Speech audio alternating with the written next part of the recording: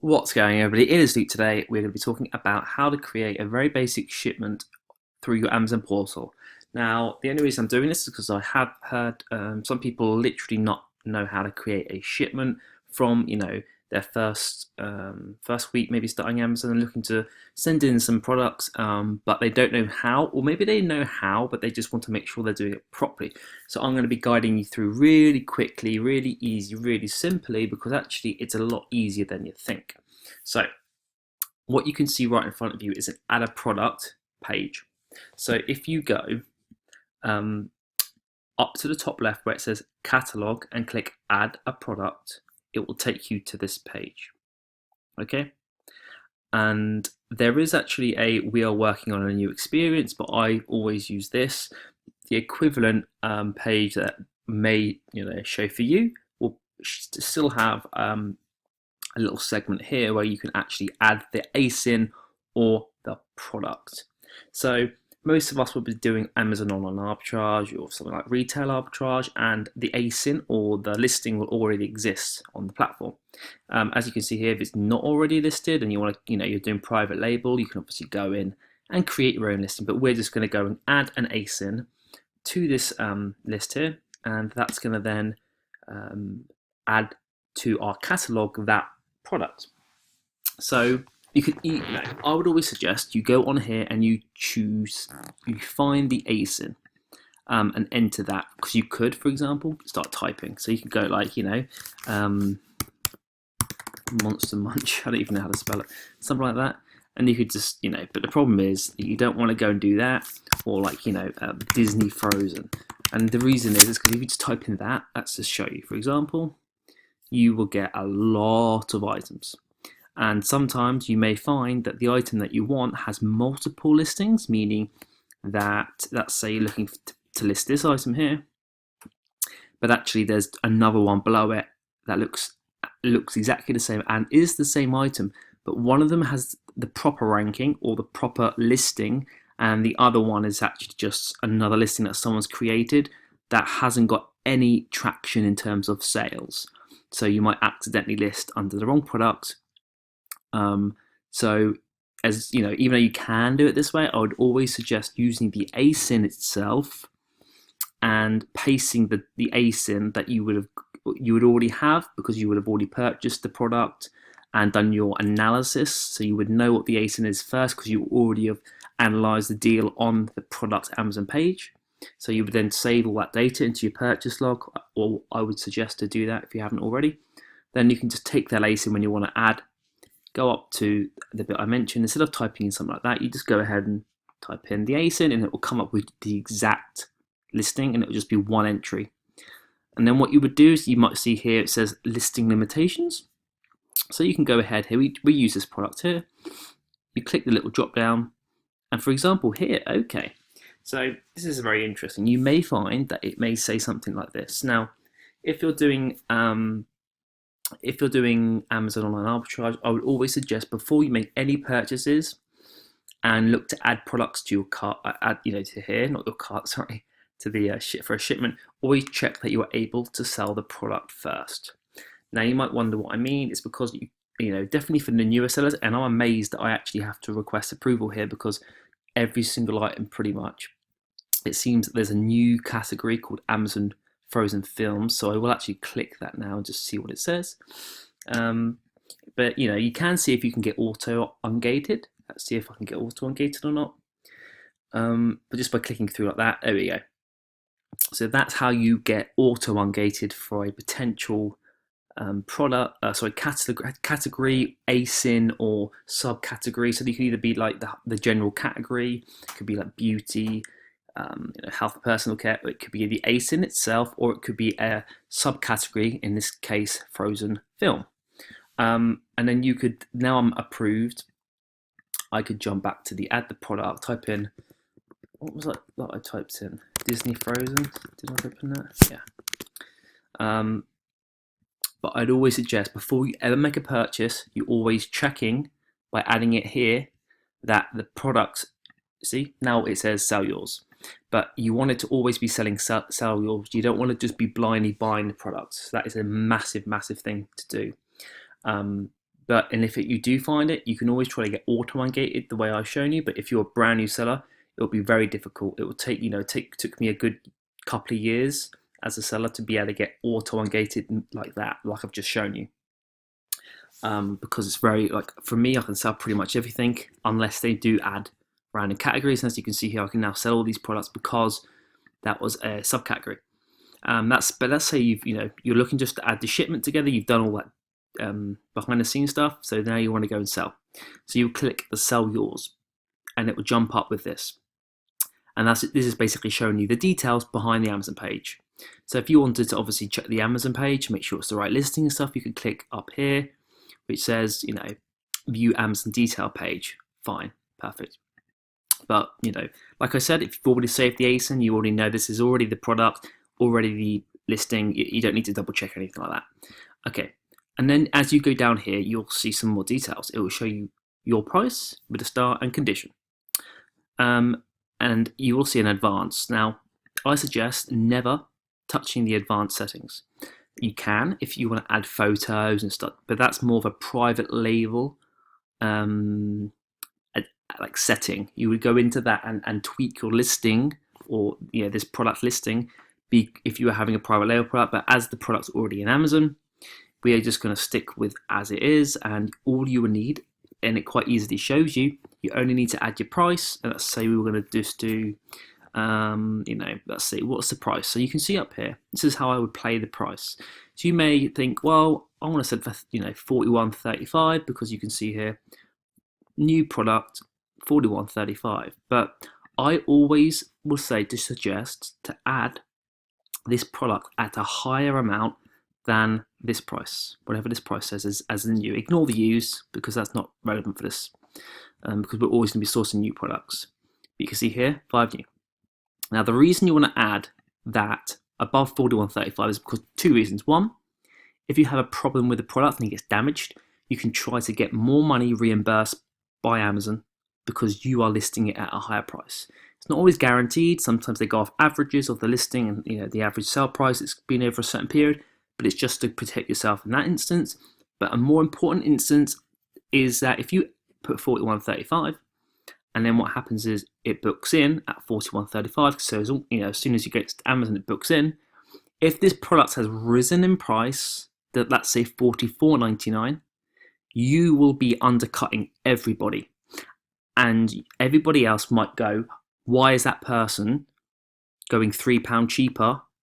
They're probably just wanting a quick sale. You've probably seen on the comments and the groups, people moaning about others, why they're just undercutting, why they're not sharing the buy box. And this is one of the major common problems. And you will start making sales at $41.35 when you could be making more money, therefore losing extra margin or extra profits overall. And all you've got to do is just put, instead of doing that, you literally just put that or put that. I mean, I normally put like a tenner on top, or 30-40%. It's almost irrelevant. Don't put like thousands or something, but yeah. And then always new. Okay, so I suggest never to sell anything but new. And you'll see here, it will say Amazon will dispatch and provide customer service. That means FBA. And if you're doing FBA, you always select that, and then you'll go ahead and click the save and finish button, and it'll take you on. Sorry about that, it literally asked me to re-log in, so I had to pause it. But as you can see here, once you go to that next section, you'll see this. And what you want to make sure is that you have this section that says barcode type as Amazon barcode only. You sometimes may get the choice to say manufacturer's barcode. See, you can either use manufacturer's barcode or Amazon barcode. Now, if you create and add a product to Amazon, like we're doing now, but you leave it on manufacturer's barcode, which in this product or on this product you cannot do that, but on some you can do, or you can choose. You can't. It will never get to the point where it says only manufacturer.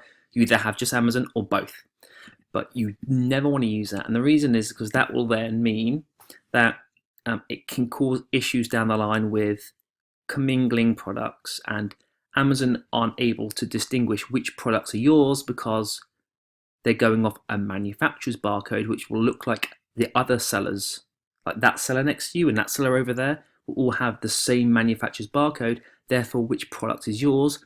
Let's say that someone sent in some fake items and they go, why have you sent in fake items? They go, it wasn't me, because I bought it from the Disney store. And they'd be like, well, we can't track it to you potentially because you haven't done an Amazon barcode, which is linked to your Amazon account exclusively through an FNS. Oh, I can't even say the word FNSKU, FNSKU basically. If you just use the manufacturer's barcode, if there's a problem and they mix up some products, that is an issue because you may get false claims potentially. It's a potential outcome. So you always want to make sure you're on Amazon barcode and you are labeling all your products. I never think, oh, it's cheaper by like 1p or 2p just not to label all this time, because it's like, well, great, you can speed up the time, do everything quicker, but then in 6 months' time, you may never be selling on Amazon again. And for me, I'd rather be trying to make 100 grand in a year, a couple of years, sort of thing, over a couple of years, than think about any short-term gain, which is completely irrelevant to the whole thing. Once you're finished with that, go ahead and click the save and continue. Take you to the next screen. So as you can see, a lot of this isn't actually that you're doing anything. It's that you're literally just checking, but once you're familiar with it, you don't need to really actually do anything. This is to do with batteries, I think. Yes, it will. When you're starting off Amazon, most of the products you'll sell will not have batteries in. And if they're a product that does take batteries, but most of the time batteries not included, you would just go ahead and say it does utilize, but product does not require batteries, and that's all you would need to do. But in most instances, you would say no, because you don't need any batteries and there isn't any involved, and it's just a standard product. Then you click the save and continue again. Next page. And once you get used to this, you end up just clicking. There's no huge problems when you click through. This will be a little bit blocked off because it has some personal details or shipping details and stuff. But what you'll actually see here is it basically says create new or existing shipping plan. So on the left you have a choice: create a new shipping plan or add.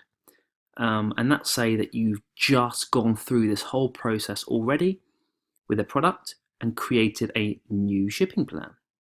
So you've basically done this with another product already, and because you had nothing or no shipping plans already created, you would go ahead and create a new one. And if you want to add to one, let's say you've just done a product, you click the add, and it will give you a choice to basically add to a certain shipping plan, and you would then keep going and repeating the cycle and adding. And if it's your first, obviously if you're creating a brand new shipping plan, you would use the top one for the first product, and then every time you are adding to adding the products, you would then go through here and basically choose the drop down, and you would be like, okay, well, it's going to be the shipping plan that I did today because I've only done one today, and then and then every product will get added to that shipping plan. It's more easier just to get hands-on with that if it's a little confusing, but yeah. So in this instance, we're going to create a brand new one because we haven't obviously done anything, and you want to make sure it says individual products because we're buying on an arbitrage, probably going to be different products in the same box that we're shipping off to Amazon rather than the same. But if it is 10, 15, 20 of the same product to Amazon, you can still click on individual products anyway, and I always do. And of course, you know that at the moment there's some sort of issues with the sending in shipments, so some products can't be sent.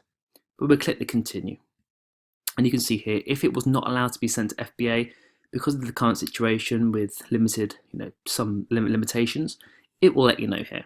But as you can see, this is the building blocks of our shipment. So what you would do if you've already added, let's say you sent off another product last week, you could go ahead here and click the add product and then just paste in the ACE in, and then add quick add. It's like a quick add.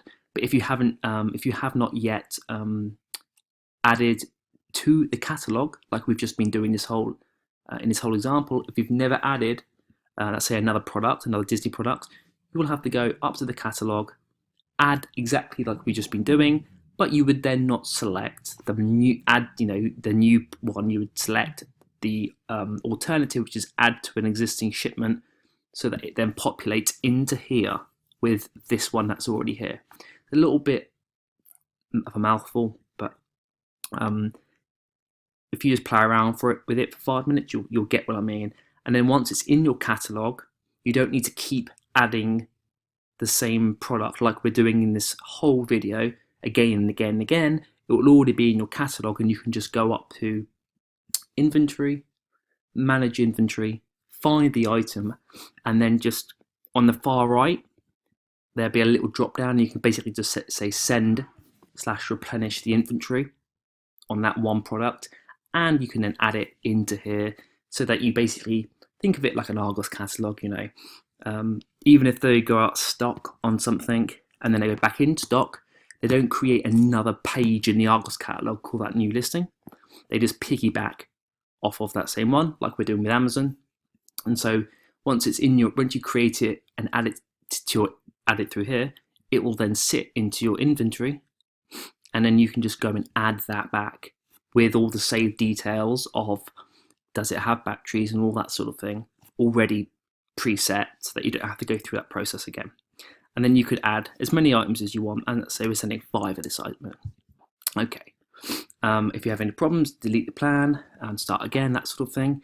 And you can ignore a lot of the other pieces of information for now. And we're going to go ahead and click the continue. Here again, you can see this is the product, this is some details it's given you, and it's saying you need to basically designate if it needs any prep. Most products like this will say no. If it's glass, you may say it's glass, and therefore it will require bubble wrap.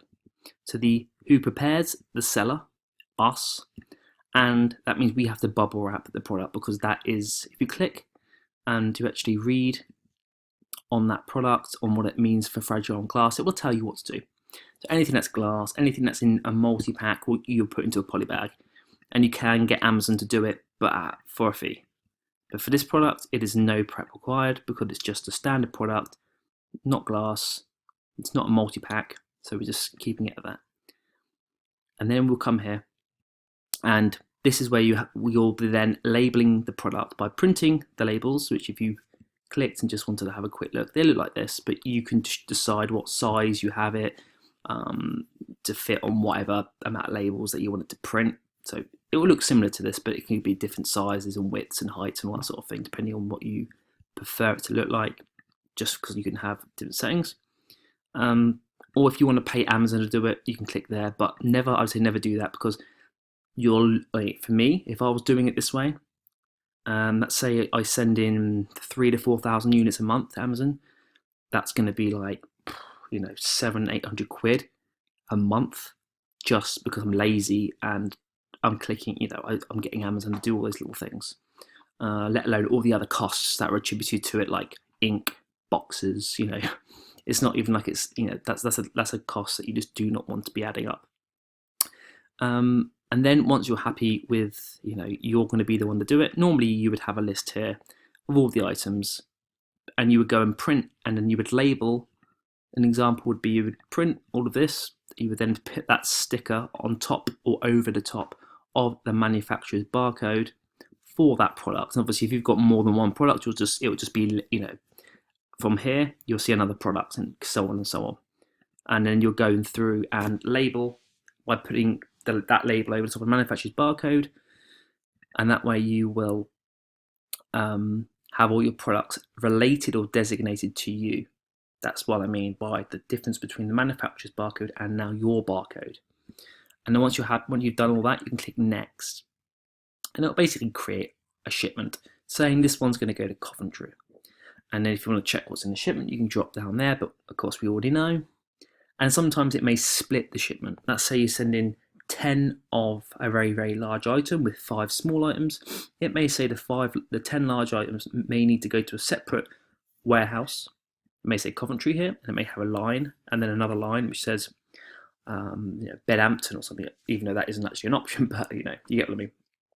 Because it's deciding to send it to 2 places. You would then click the Approve Shipment when you're happy, and it will create it for you. And it will come up like that, and then you just go ahead and click the here, Work on Shipment. A lot of this you can just ignore. You can come down here. Make sure all the settings are set to what I have, and it should be defaulted as that anyway. Let's say you're putting everything into one box. Just click everything in one box. You can go ahead and enter the box weight, whatever that be. Anything over 15 kilograms costs more, but anything 15 and under counts as one box. So whether it be 2 kilograms or 15, it will all count as the same cost to you. And then you enter the box dimensions, whatever the box dimensions you're using will be, and you confirm. Oops. And let's just say we're going to use this. You would then click the calculate costs. My costs will be different to yours because I do not pay VAT, because I'm VAT registered. Therefore, Amazon do not add VAT onto my costs or my fees and my charges. And then when you're happy, you can click the accept charges here, and then you're able to print your box here. And then you would stick that on top of your box. So you would then basically fill your box up with the items with your special barcode on that you printed, and then you would fill up the box, make sure it's packed well, and then you would seal it and then stick this label on top of that box. And then you could call UPS here. You've already paid for the box. It comes out as out of your Amazon account, so you don't have to worry about that. And then you can contact the courier there, or do it online if you want. And it gives you some information here about you do not exceed 23 kilograms, do not do this. You can just read all that in your own time anyway. And you can click the complete shipment, but you can just leave it, and it will, once it's all scanned in by UPS and that, it will automatically jump to complete anyway. And if you find out there's a problem, you've done something wrong, you can just void the charges right there within 24 hours, and you could go ahead and just delete the shipment or change it, or come up here and amend it. But let's say you actually want to send this in 2 boxes, you can go ahead and click the multiple, and then it may come up with something similar to this. Or if you've got loads of different types of products, you can just say how many boxes you want to use, 3 boxes. But here you see units per box configuration. You could say there's 1 and there's 5. Yeah, so there's one item per box, and it's 5 boxes. Each box is 15, like so. Yeah. And it will basically say that there's 1 item per box, and it'll give you the cost for all your boxes. Then you go ahead and click the accept, and it would then say that your box would have now 5 labels, because you're sending 5 boxes. Number of boxes, 5, but it's 1 in each, you see? So however you do it, it will give you the option. You can use all these extra little bits, but I would always suggest doing it the way I am, definitely as a beginner, and just getting used to it. And it is a little bit, there's a lot to look at. There's a lot going on here, so it's worth just playing around with it a couple of times. Just keep going over it, looking at it, trying to familiarize yourself with what you need to be aware of and what you don't, because there's a lot of information on here that you just do not need to know. But it's very difficult to know if that is or is not something you need to know until you actually start going over it. So unfortunately, that is something you have to do on your own time. But hopefully then, once you've done that, and you either complete it, or just give UPS a call and say that you've got a collection. They'll ask you for all your details, like you'll have a tracking number on the label, and then you'll book it in, and they'll come and collect your parcels, or boxes, whatever you've got. And then if you want to go and maybe tomorrow you want to go and create a new listing, you could go and add to your catalog, which is what I did from the very beginning of this video. Or if you want to add this product again, let's say you then thought, oh, you've got another 5 coming tomorrow, you can go straight into your straight into your inventory, and just replenish that product. Because what will happen, just as an extra, is that you've created this specific FN SKU against it. So this is what shows up on your sticker. So your sticker that you put, or your label that you put on the barcode, will have that number and not the ASIN. Because if it had the ASIN, it would look like everyone else's, because everybody else would have the ASIN. But if you have your FN SKU label, this is unique to you, and therefore the same item that's someone else's product in the warehouse will have a different FN SKU.